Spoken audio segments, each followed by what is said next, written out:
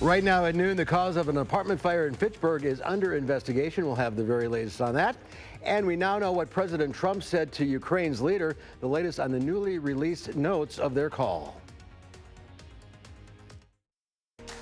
From the Channel3000.com Alert Center, this is News 3 Now at noon. Into the Channel 3000 Alert Center, Madison police have arrested 26-year-old Luis Ruiz Ugalde, who they say is responsible for at least 4 offenses, including an attempted sexual assault. Police say they believe he is also responsible for allegedly assaulting a teenager on a bus on Sunday. We'll have more on this developing story in our later newscast and all day long on Channel3000.com. Let's head over to the Weather Center now. Meteorologist Dave Caulfield has a look at your first alert forecast. The clouds hanging on out there. Yeah, the powerful storms fell apart just before they reached southern Wisconsin last night and this morning, but we still do have some leftover clouds. They're higher level clouds, so plenty of sun still should get through, but we'll call it partly sunny skies for this afternoon. Nothing on Doppler track this afternoon, which is good news. Temperatures are in the upper 60s and low 70s. That's where I think they'll remain for much of the day. So some blue sky showing up on the Edgewater Skycam in Madison, but still we could see those cirrostratus clouds also in the sky as well. Temperatures will max out in the low 70s today, and we'll dip through the 60s and 50s, and we could start off tomorrow morning in the 40s for the first time in about 3 weeks, so good sleeping weather on the way. We'll talk about our potential next round of heavy rain and some isolated thunderstorms in your first alert forecast in just a few minutes. All right, we'll see you then. Thank you, Dave. At least one confirmed tornado touchdown as severe storms ripped through western Wisconsin, damaging homes and other structures near the Chippewa-Dunn County line. The National Weather Service says the tornado struck near Elk Mound shortly before 8 o'clock last night. The Chippewa County Sheriff's Office says a semi-driver was injured in a crash on Highway 29 that resulted from the tornado. A mobile home overturned and one person was taken to the hospital with unknown injuries. Crews are continuing to assess damages. Fitchburg firefighters are investigating the cause of an apartment fire. Crews were called to the 4500 block of Thurston Lane in Fitchburg just before 8 this morning. Police say they were alerted by 2 children who saw smoke coming from the building. Firefighters say there was a fire in an apartment on the 2nd floor. 2 apartments have heavy fire damage and 2 apartments below have heavy water damage. Officials say no one was injured in the fire. Residents were alerted. The building does not have a sprinkler system, which did allow the fire to extend a little bit faster than if there had been. The Red Cross and Salvation Army are assisting those displaced by the fire. The House is beginning an impeachment inquiry into President Trump, looking into accusations he withheld military aid to an ally in exchange for an investigation into a political rival. Today, the White House released a memo of the phone call as part of the allegation. Nicole Killian has more details from the White House. President Trump continued to defend his call with Ukrainian leader Volodymyr Zelensky after releasing a partial transcript. During the call, President Trump says there's a lot of talk about Biden's son, that Biden stopped the prosecution, and a lot of people want to find out about that. So whatever you can do with the Attorney General would be great.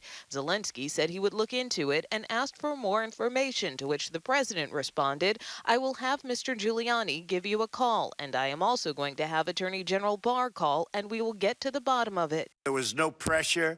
The way you had that built up, that call, it was going to be the call from hell. It turned out to be a nothing call. President Trump insists he did not put a hold on millions in military aid in an attempt to pressure Ukraine to conduct the investigation into former Vice President Biden.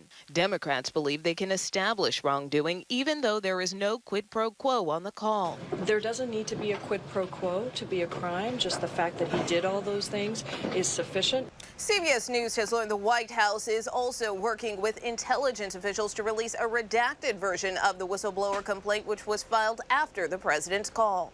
Democrats say their investigation needs to go beyond the transcript and the whistleblower complaint. There may have been many interactions by the president or people like Rudy Giuliani to apply this pressure campaign, even as the president of the United States withheld vital military aid to an ally that's at war with Russia. But Republicans say the Democrats are trying to drive the president out of office. Unfortunately, we've seen this drumbeat towards impeachment from our conference since the day Donald Trump got elected. The Judiciary Committee will eventually decide whether to bring impeachment charges against the president, which will then be voted on by the full House. Nicole Killian, CBS News, the White House. A new climate change report from the United Nations is grim. The UN's Intergovernmental Panel on Climate Change released the unprecedented report concluding that the planet cannot keep up with global warming. The oceans, which act as a sponge for CO2 emissions, are at capacity, threatening to swallow up islands and coastal cities. The report says failure to act soon will lead to a steady stream of catastrophes. What is at stake is the health of ecosystems, wildlife, and importantly, the world we leave for our children. One worst-case prediction sees 1 billion people affected by the year 2050. Drought and famine are forecasted along with more frequent and destructive storms. House lawmakers are meeting today on military-style assault weapons. The hearing was announced following last month's mass shootings in El Paso, Texas, and Dayton, Ohio. Dayton Mayor Nan Whaley is one of the witnesses scheduled to testify. Also today, protesters will gather on the Capitol lawn for a rally to end gun violence to mark National Remembrance Day for murdered victims. A 58-year-old Madison man suffered a concussion last night after being hit by a car in the 900 block of South Park Street. Police say the man was riding his bike when he hit the car's windshield, but the driver continued without slowing down. During the collision, the bicyclist was in a designated biking lane. Police say the car in question is a cream-colored sedan. And police say 57-year-old Mark Hall, who is a repeat drunken driver, drove his car into a fire hydrant and a traffic sign on East Wilson Street last night. Police found a car with blood-covered airbags and glass fragments in the car, but no driver. Hall was found walking in the area with a bleeding head injury. Police say he told them that he fell on the railroad tracks and was not driving a car. Police say he was taken to a hospital where he spit on a nurse and tried to kick her. He was arrested and could face multiple charges, including 7th offense OWI. Flying for the holidays, the experts over at AAA say beginning today through the next month, you'll find the best deals across airlines. They're calling this the sweet spot. A good rule of thumb is to book everything before Halloween. That way you don't see choices dwindle. For Thanksgiving flights, you'll likely find the best deals on Monday the 25th and Thanksgiving Day itself. For Christmas and Christmas Eve, Christmas Day are the best, cheapest days to fly. Now, last-minute travelers do get the best overall pricing if they book 7 to 13 days prior to their intended travel date. But of course, you do run the risk of extremely limited availability. But it's a gamble because you never know if there's going to be availability or not. And a lot of times you're left with options that may create more stress or don't quite fit the schedule that you're looking to make. And then you run the risk of having no options. Another thing to check on baggage costs. We'll take a closer look at the numbers on our website. And there's more to come on News 3 Now at noon. Up next, it's Howard in the Mr. Food Test Kitchen. Today, we're sharing a recipe for ribs that are so tender and meaty, they practically fall off the bone. Any idea what kind of ribs we're starting with? Ashley.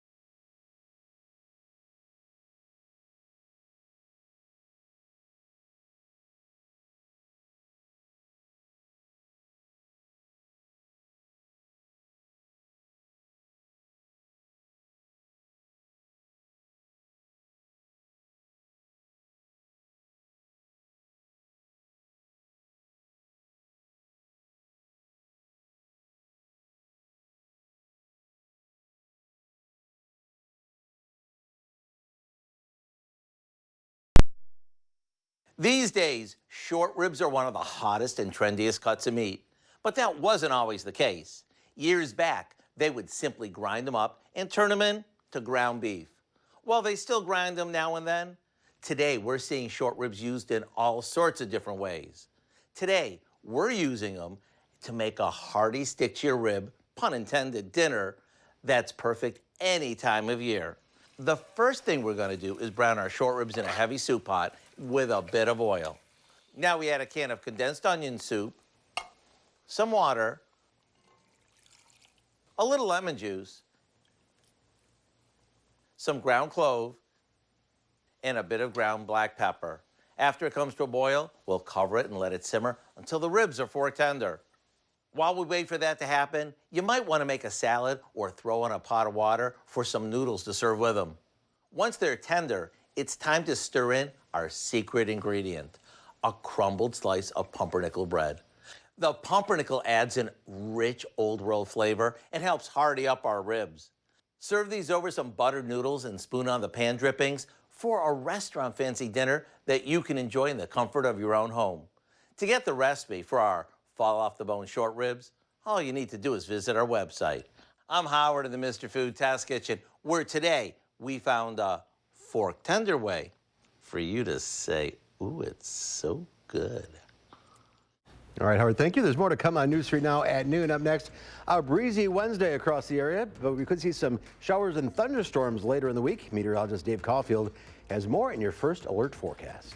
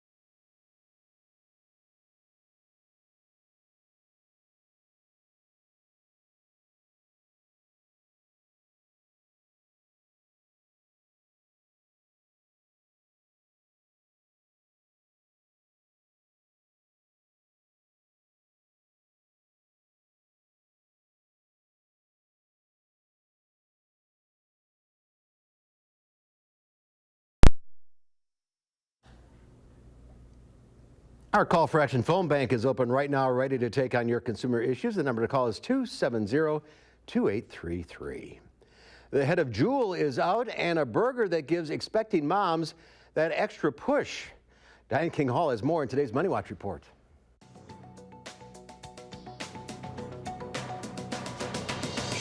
A shakeup at the top of Juul as the heat intensifies on vaping companies. The company says its CEO, Kevin Burns, is stepping down effective immediately. Juul also said it will stop all advertising in the U.S. And in another blow to the company, legacy tobacco makers Altria and Philip Morris also say they have ended talks to merge with Juul.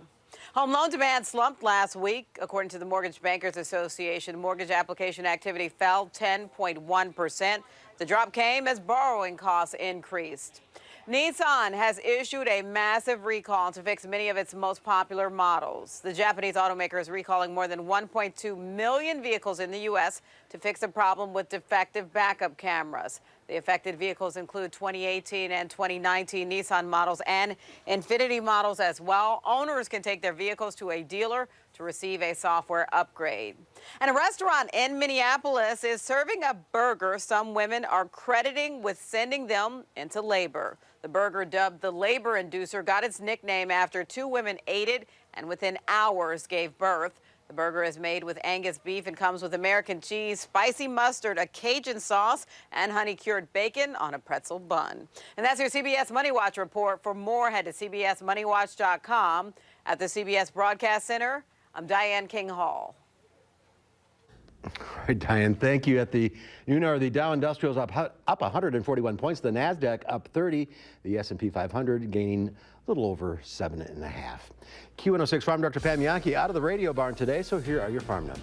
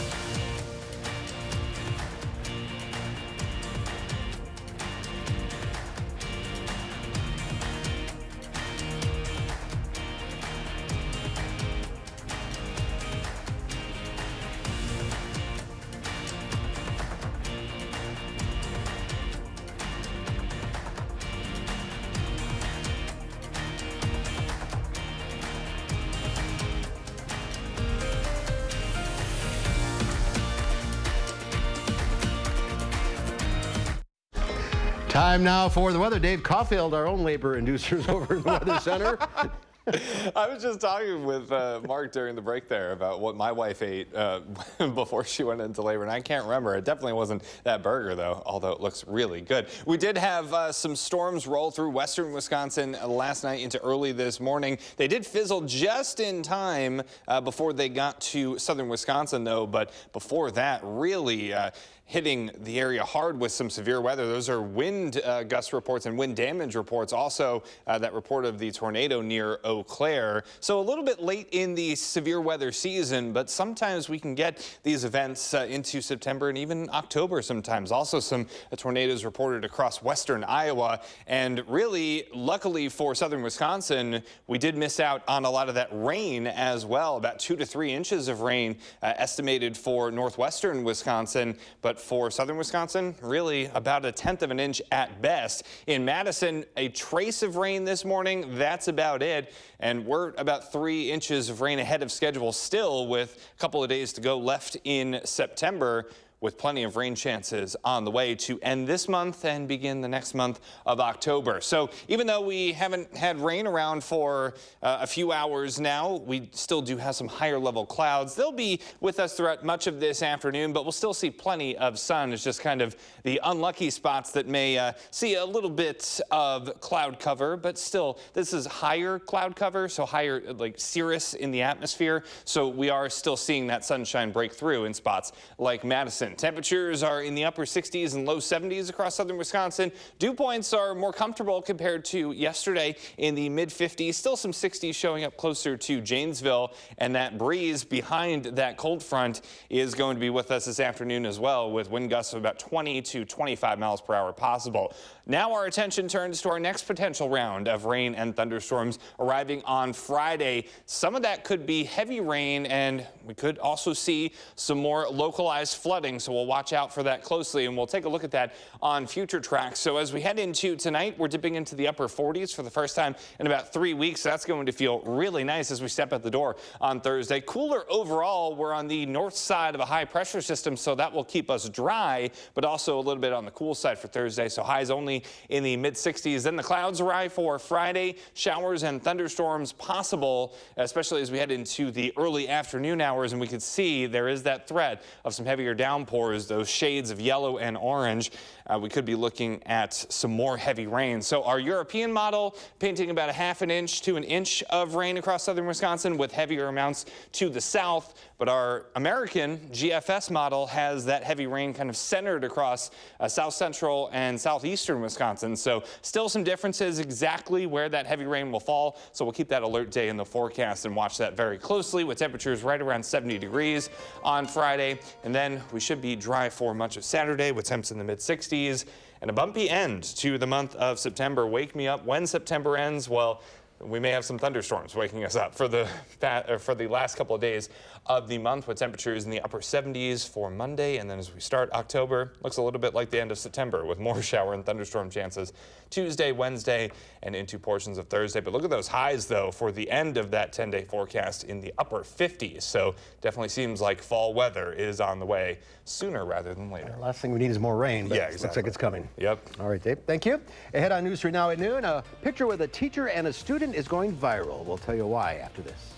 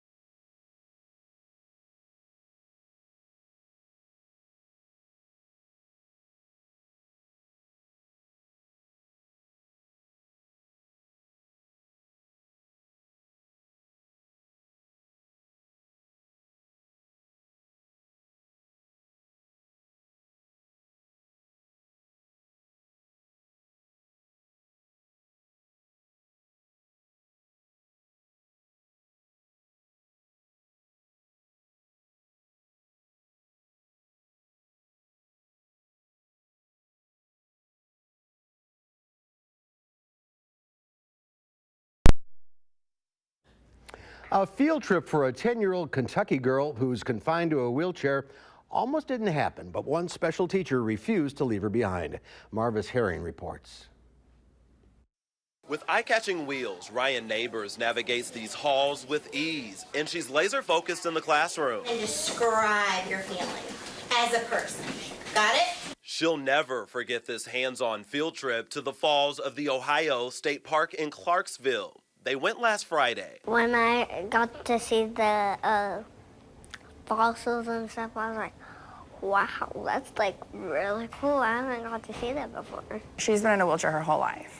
Ryan's mom, Shelly, tells me Ryan's spina bifida canceled field trip plans in the past. But fourth grade teacher Jim Freeman made this trip different, offering to carry Ryan in this special backpack so she wouldn't miss out. As soon as we got her strapped in, she's like, this is the part I've been waiting for. Freeman teaches in the class next door to Ryan's. When the family found out he wanted to help, tears of joy. He's my Ryan's teacher, and he was so pure-hearted that he wanted to make sure she was included and not left out, and she got to feel like one of her peers.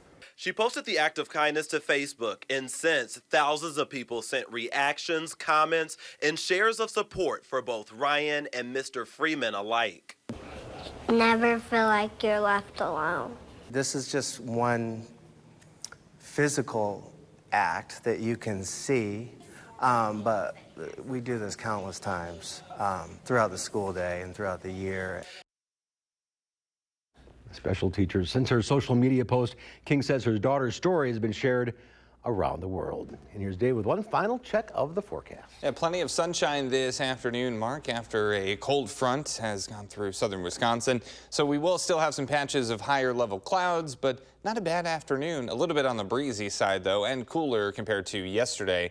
Highs will be right around the low 70s, so we'll be in the mid-60s for tomorrow, off to a cool start. Temperatures in the 40s. Thunderstorms develop late at night, and Friday could be a stormy one on alert day in the forecast for potential heavy rain. All right, we'll keep an eye on that. Thanks for watching, everybody. We'll see you back here at 4. Have a great afternoon.